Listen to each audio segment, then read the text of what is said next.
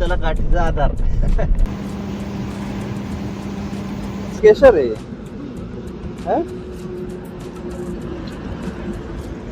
ये तो तोतापुरी आ गया. ऐसा केशर कब से ऐसा होने लग गया. मी एक पॉडकास्ट बघत होतो ऍक्च्युली. कारण कसं होतं माहितीये का, आपला प्रवास जो होतो ना तर तो हे 2-3 गोष्टींमुळे होतो. एक तर भरपूर सारे हॅपीडेंट लागतात, त्याच्यानंतर मग असं काहीसं बघावं लागतं. त्या प्रवासामध्ये जेवढं जास्तीत जास्त शूट करता येईल ना ते शूट करून घेण्याचा प्लॅनिंग असतो. तर ब्लॉग आणि सिरीज शेवटपर्यंत बघा. मस्त अशी सिरीज करायची ह्या वेळेस परत.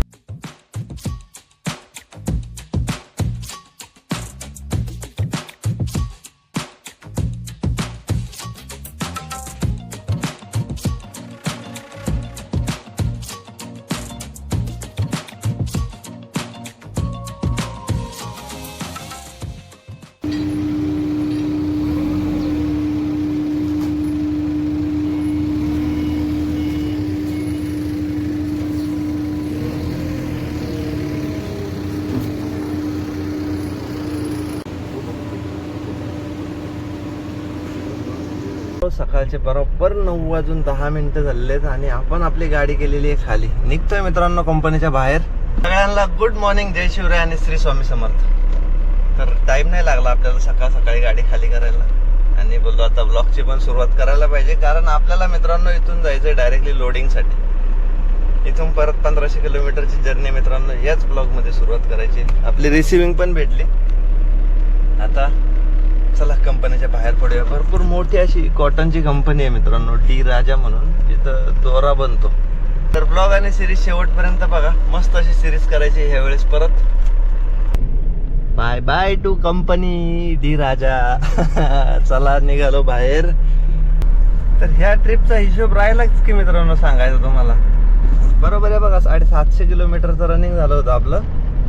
आता 757 झाले. आणि आपण जे काही डिझेल भरलं होतं ना मित्रांनो, तर पहिलं 2500चं टाकलं, नंतर 2800 रुपयाचं टाकलं होतं. म्हणजे 5300 रुपयाचं डिझेल जो काही टोल खर्च लागला. आता जो नवीन टोल वाढल्यामुळं आपल्याला मित्रांनो 1100 रुपये टोल लागतोय अहमदाबाद पर्यंत यायला. म्हणजे विचार करण्यासारखी गोष्ट आहे. तरी आपलं बजेट चाललंय कुठं. त्यामुळं शक्यतो कमी रेटने बुकिंग भरू नका आणि झालंच तर डबल रिपोर्ट करण्याचा प्रयत्न करा. कारण मार्केटची कंडिशन खूप डाऊन होत चाललेली आहे. त्यासाठी तुम्हाला असे पर्याय तर नक्कीच वापरावं लागतील. आणि हे बुकिंग जे काय आपल्याला भेटलेलं ना मित्रांनो, तर ते आपल्याला भेटले डोंगरे मामांकडून. आपण लास्ट टाइम पण कडप्पाची सिरीज केली होती, तुम्ही पाहिला असेलच. याच्या आधी आपली कडप्पाची सिरीज कडप्पाला खाली केला होता आणि पार्ट लोड सोडायला आपण बँगलोरला गेलो होतो. म्हणजे त्यावेळेस पण आपण डबल रिपोर्ट केला होता त्या सिरीजला. आता डबल रिपोर्ट करायची गरज नाही, कारण ऑलरेडी 1 टन मटेरियल आपल्याला ह्या वेळेस भेटणार आहे. आता इथून वडोदऱ्यामध्ये एक ठिकाणी लोडिंग आहे आणि एक ठिकाण आपल्याला इथंच हलोळचं दिलंय. डायरेक्टली पोहोचू. सकाळी 10चा टायमिंग आपण त्यांना सांगितलं होतं. बरोबर आपली गाडी लवकर खाली झाली, त्यामुळे टेन्शन नाही. तर बरोबर 10:15 वाजलेत मित्रांनो. आपण कंपनीमध्ये पोहोचलो. माझं सिक्युरिटी कॅबिन आहे. अरविंद म्हणून काहीतरी कंपनी बघू. एंट्री करून घेऊ. 11:30 वाजलेत मित्रांनो. आपण लोडिंग पॉईंटवरती पोहोचलोय. 1 तास घालवला यांनी. आता 100 किलोच बोललेत. वजन काटा वगैरे करायला लावला कंपनीमध्ये बरं का. तर बघूया मित्रांनो किती आता वजन भेटतं इथून. बराच टाइम गेलाय. फक्त 2च बंडल आलेत. 100 किलोच वजन असलं. चला बाहेर पडूया. 10 वाजता आपण आलो होतो समजायचं अरविंद.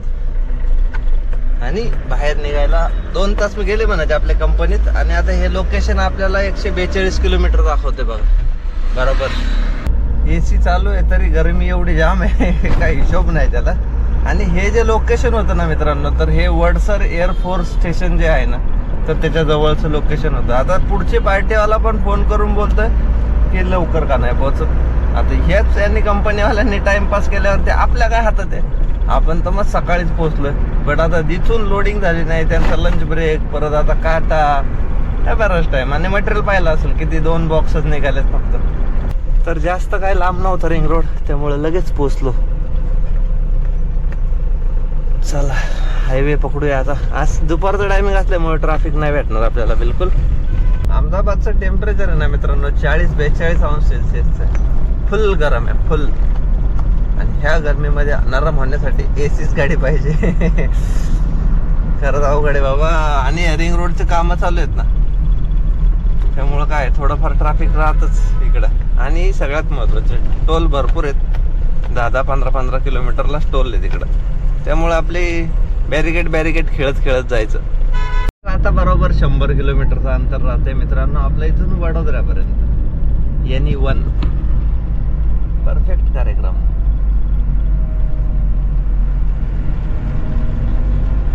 चला डायरेक्टली पोहोचूया आता वडोदराला.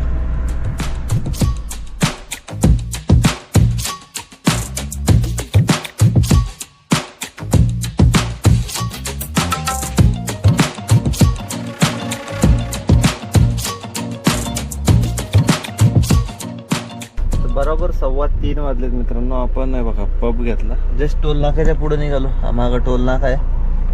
बोललो थोडंफार पोटात टाकायला पाहिजे. भूक लागलेली आहे. जेवायला काय टाइम नाही भेटला. पार्टीवाला लयच फोन करायला लागला सारखाच. या मित्रांनो पब खायला. 16 किलोमीटर दाखवतंय मित्रांनो लोकेशन. याला म्हणतात बुडत्याला काठीचा आधार. म्हणजे एक पबनी काय होणार आहे, पण तरी पण जाऊ काहीतरी पोटात टाकलं ना. गरमी किती आहे गरमी. चला डायरेक्टली पोहोचूया कंपनीकडे मित्रांनो. आणि त्याच्या आधी आपण जी दिल्लीची सिरीज केली होती ना ह्याच महिन्यात, तर ती पण वडोदऱ्यामधूनच सुरू झाली. आणि आता ही पण सिरीज आपली सुरू होते वडोदरा टू कडाप्पा. तर ही समोरचीच कंपनी आहे मित्रांनो. बरोबर 4 वाजलेत आपल्याला इथं पोचायला. घेऊया गाडी लोडिंग करून, बघूया किती येते मटेरियल आपल्या गाडीत.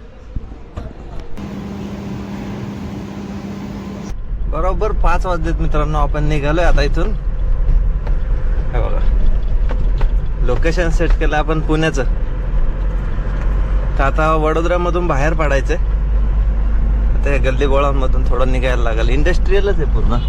ते 2 बॉक्स मित्रांनो बरोबर 100 किलोचे होते.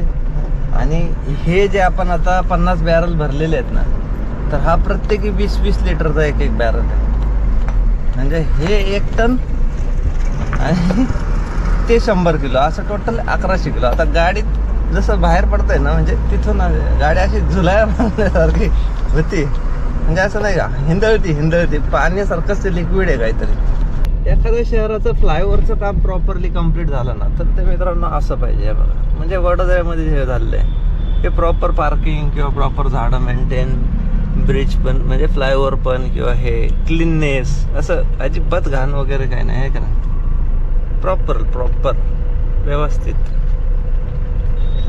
रनिंग कंडिशनचे सिग्नल, मोकळे ढाकळे चौक, सिग्नल चालू. समोरच Mumbai Delhi NE4. No entry two wheeler, rickshaw, tractor, बैलगाडी, चालना आणि सायकल. टोल प्लाझा आगे. चला करूया एंट्री, करूया आपली जर्नी सुरू. आणि ह्या 1500 किलोमीटरच्या प्रवासासाठी मित्रांनो आपण जो काही रूट ट्राय करणार आहे, मी आता मुंबईवरतून निघालोय. कारण आहे ना, आता आपल्या गाडीमध्ये आहे वजन बरोबर 1100 किलो. 1100 किलोच माल आहे. आणि आपली गाडी पास करते 950 किलो. तर रात्रीच्या टायमिंगला आपण बरोबर बाहेरून गाडी घालू शकतो. त्यामुळे तिथं टेन्शन येत नाही. सापुतारा मार्गे जर गेलो ना, तर सापुताऱ्यावरती आपली गाडी ओव्हरलोड दाखवली. तसं आपल्याला इकडून मुंबई मार्गे काही टेन्शन येणार नाही. आणि दुसरी महत्वाची गोष्ट, जो काय आपण इथून वडोदरा तो कडाप्पाचा रूट करणार आहे, तर मुंबईवरतून पुण्यावरतून विजयपूर मार्गे आपण जाणार. कोल्हापूर मार्गे सुद्धा जाणार नाही, कारण कोल्हापूर मार्गे आपल्याला परत काटा लागतो कागलचा.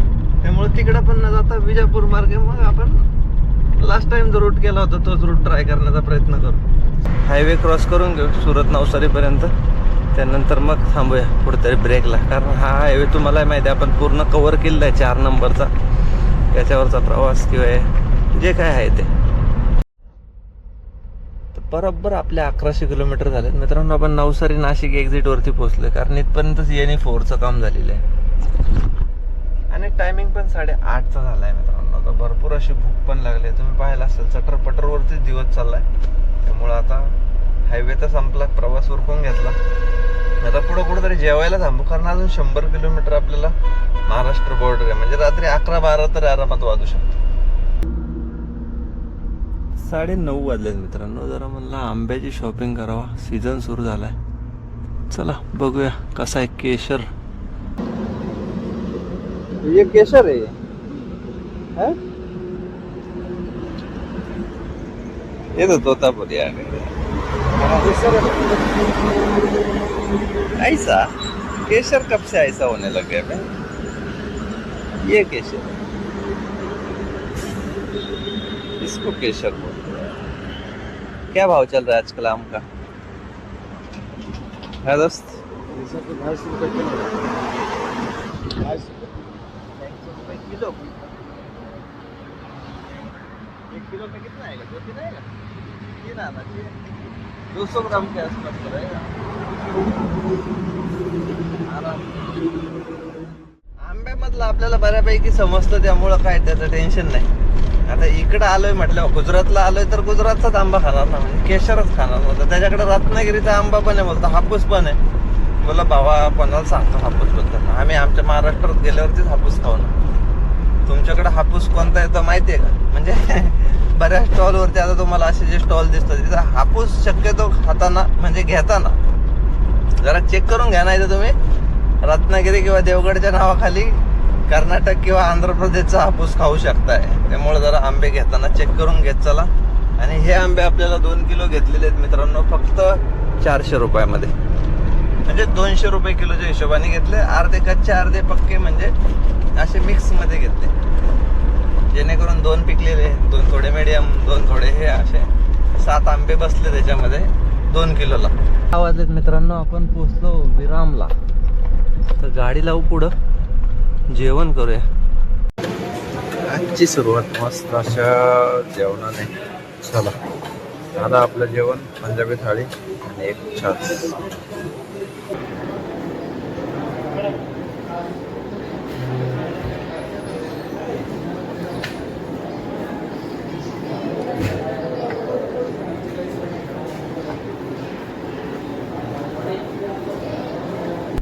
चला मित्रांनो, निघूया विराममधून आता पुढचा प्रवासाला. इथून आपले तलासरी राहिली आहे फक्त 40-50 किलोमीटर. त्यामुळं काय आता उरकून घ्यायचंय. बॉर्डर रात्रीतच कव्हर करायचे, दिवसाला पोलीसवाले तिकडे त्रास देतात. हां, म्हणजे आतल्या रोडने गेल्यावरती, बाहेरच्या रोडने गेल्यावरती. म्हणून बघा आपल्याला निघावं लवकर, पटापट बॉर्डर क्रॉस करून मग आपल्या रेंजमध्ये गेल्यावरती काय प्रॉब्लेम असेल नाही. म्हणजे महाराष्ट्रात गेल्यावरती काही टेन्शन नाही हो. त्यामुळं लवकर निघायचंय, बाकी काय नाही. तिकडे जाऊन आराम पण होऊ शकतो किंवा काही पुढचा प्लॅनिंग असेल तो पण करू शकतो. चला निघूया आता, जाऊया डायरेक्टली बॉर्डरवरती. मित्रांनो बरोबर 12:15 वाजलेत. आपण पोहोचलो महाराष्ट्रामध्ये. समोरच टोल नाका आहे आणि आपण जस्ट आता टोल नाक्याच्या अलीकडे थांबलो होतो. आणि मी एक पॉडकास्ट बघत होतो ऍक्च्युली. कारण कसं होतं माहिती आहे का, आपला प्रवास जो होतो ना, तर तो हे 2-3 गोष्टींमुळे होतो. एक तर भरपूर सारे हॅपीडेंट लागतात, त्याच्यानंतर मग असं काहीसं बघावं लागतं, त्याच्यामध्ये पॉडकास्ट असतात, नाही तर मग स्वामींची गाणी किंवा देवाची गाणी चालू असतात. आणि तिसरी गोष्ट, प्रवासामध्ये जेवढं जास्तीत जास्त शूट करता येईल ना ते शूट करून घेण्याचा प्लॅनिंग असतो. तर असं काहीसं करत प्रवास आपण कम्प्लीट करण्याचा प्रयत्न करतो. तर आज पॉडकास्ट बघता बघता मला आहे ना, हे सावजी ढोलकी आहेत यांचं पॉडकास्ट बघायला भेटलं. आता यांच्याबद्दल सांगायचं झालं तर हे डायमंड बिझनेस मधले किंग आहेत, ज्यांनी सर्व एम्प्लॉईजला कार, फ्लॅट वगैरे गिफ्ट दिले होते. तर ते हे आहेत सावजी ढोलकिया. आणि यांचा मुलगा हित ढोलकिया, त्याचं पण मी पॉडकास्ट पाहिलं. म्हणजे तो एवढा मिलेनियरचा पोरगा असून त्याला बिझनेस शिकण्यासाठी 1 महिना घरातून बिगर फोन वगैरे असं पाठवून दिलं जातं अनोळखी ठिकाणी, एक सर्वसामान्य जिंदगी जगण्यासाठी. म्हणजे भरपूर सारं शिकण्यासारखं आहे. तसंच यांच्याकडून पण शिकायचं झालं तर शून्यातून यांनी विश्व निर्माण केलंय, असे हे सावजी ढोलकिया. तर मित्रांनो, तुम्हाला जर खरंच टाइम असेल ना तर 1 तास टाइम काढून यांचं पॉडकास्ट नक्की बघा. कारण बिझनेस मधलं भरपूर सारं शिकण्यासारखं आहे, भरपूर. आणि खरंच तुम्ही पॉडकास्ट जर पाहिले ना तर अशांचे पॉडकास्ट नक्की बघा, ज्यातून काही शिकण्यासारखं असतं. याच्यातून बिझनेस ट्रिप भरपूर भेटली. आणि तुम्हाला पण पाहिजे असतील ना तर त्यांचं पॉडकास्ट मी सजेस्ट करेल की एकदा नक्की बघा. तर बॉर्डर पण क्रॉस करून घेतली आपण. कारण आपल्या गाडीमध्ये आहे मित्रांनो बरोबर 1100 किलो वजन आणि आपली गाडी 950 किलो पास करते. मग बाहेरच्या बाहेरूनच पास करून घेतली. रात्रीचे काय हवालदार नसतात त्यामुळे तिथं 50 रुपयेवाला उभा असतो, त्याच्या हातात 50 टेकवायचे, गाडी पुढं काढून घ्यायची. कारण काय होतं 150 किलो ओव्हरलोड तर आपली गाडी ऑलरेडी आहे, मग कशाला नसती रिस्क घ्यायची. म्हणून काट्यावरतून न घालता आता बाहेरूनच घालून आलो. तर आता पुढं आलो म्हणलं टोल नाक्यावरती थांबावं, कारण रात्रीच्या बऱ्याचशा गोष्टी शूट पण करता येत नाही आणि प्रवास पण कव्हर करत असतो. तर मग असे पॉडकास्ट किंवा मग देवाची गाणी वगैरे ऐकत ऐकत प्रवास करायचा. तर चला मस्तपैकी आता आलोय महाराष्ट्रात. Welcome to Maharashtra. आता बघू केवढा प्रवास आपल्याला कव्हर करता येतं. जेवढा कव्हर होईल तेवढा कव्हर करायचा. जिथं आराम करावंसं वाटेल तिथं आराम करायला थांबायचं. हो, तर आपली गाडी झाली आहे मित्रांनो. क्रॉसिंग आहे बघा 50 स्कॅन आणि हे 2 बॉक्स होते, असं 52 बॉक्स आपल्याला घेऊन जायचे होते. दादा आता डायरेक्टली श्रीरामपूरला घेऊन जाणार आहेत. तर मस्तपैकी कडाप्पाची सिरीज मित्रांनो अर्ध्यावरती सोडतोय ह्या वेळेस. पहिली अशी सिरीज असेल की जे अर्ध्यात सोडतोय तर काही प्रॉब्लेम नाही. जे काय भाडं होतं आपल्याला त्यातलं वडोदरा ते पुण्याचा चांगला रेट दिलेला आहे ट्रान्सपोर्टने. मला मटेरियल क्रॉसिंग करून देऊ आणि आपण फ्री होऊन दादा जातील आता ते मटेरियल पुढे घेऊन. बाकी स्टोरी त्या सिरीजचा हिशोब वगैरे इथून आता बाहेर पडल्यानंतर सांगतोच. तर आता आपण HP चौकामध्ये आणि रात्री आपण थांबलो होतो रिंकी पॅलेसला. चला आता निघूया आणि मग बाकी हिशोब क्लिअर करून घेऊया. किलोमीटर बघू शकता मित्रांनो, बरोबर 1461 किलोमीटर झाले. म्हणजे घरापर्यंत जातावर आपल्याला बरोबर 1500 किलोमीटर रनिंग होईल. तर आता चाकण MIDC मधून निघालोय मित्रांनो आपण घरी. तर ह्या ट्रिपचा हिशोब पण क्लिअर करून घेऊ, कारण एक 1500 किलोमीटरचं बजेट पकडून चालायचं आहे या सिरीजसाठी. आता घरापर्यंत जातावर तेवढं कम्प्लीट होणार आहे. आणि आपल्याला जो काही डिझेल खर्च आलाय तर तो आला 8000 रुपयाचा. अजूनही 3 पोल शिल्लक आहेत. आणि जो टोल खर्च होता तर टोल खर्च 1100 रुपये जाताना येतानाही तेवढाच, म्हणजे 2200 रुपये तो झाला. जेवणाचा वगैरे खर्च झाला तरी 800 रुपये आणि डिझेल खर्च 8000 रुपये, असा 11000 रुपये मित्रांनो आपल्याला ह्या ट्रिपसाठी या सिरीजसाठी खर्च आलाय. आणि आता जर बुकिंगचा जर विचार केला तर दोन्ही मिळून मित्रांनो आपल्याला हे 32,000 रुपयाचा बुकिंग झालं. म्हणजे बऱ्यापैकी प्रॉफिटेबल. आता खर्च वजा केला तरी 20,000 रुपये आपल्याला ह्या सिरीजसाठी प्रॉफिट राहतं 3 दिवसात. म्हणजे आपलं EMI वगैरे निघाला म्हणायचं. तर खूप छान अशी सिरीज झाली. फक्त अर्ध्यावरतीच आपल्याला हे पहिलं बुकिंग असेल की जे आपण अर्ध्यावरती सोडले, नाही तर बाकी कम्प्लीट करतो. आणि मामांचं होतं त्यामुळे काय जास्त मी बोललो नाही. म्हणलं ठीक आहे आपल्याला काहीतरी नवीन शोधता येईल. ते पण रिपोर्ट चांगलाच लावला होता त्यांनी कडाप्प्याचा. एक 35,000 रुपये भाडं लावलं होतं एक 1450 किलोमीटरसाठी. म्हणजे चांगला रिपोर्ट होता तो पण. चला आजची ही सिरीज आणि आजचा हा ब्लॉग कसा वाटला ते कमेंट करून नक्की सांगा. आता हा ब्लॉग आणि सिरीज इथंच एंड करूया. भेटूया अशाच एका नवीन सिरीजमध्ये. तोपर्यंत काळजी घ्या आणि जय शिवराय.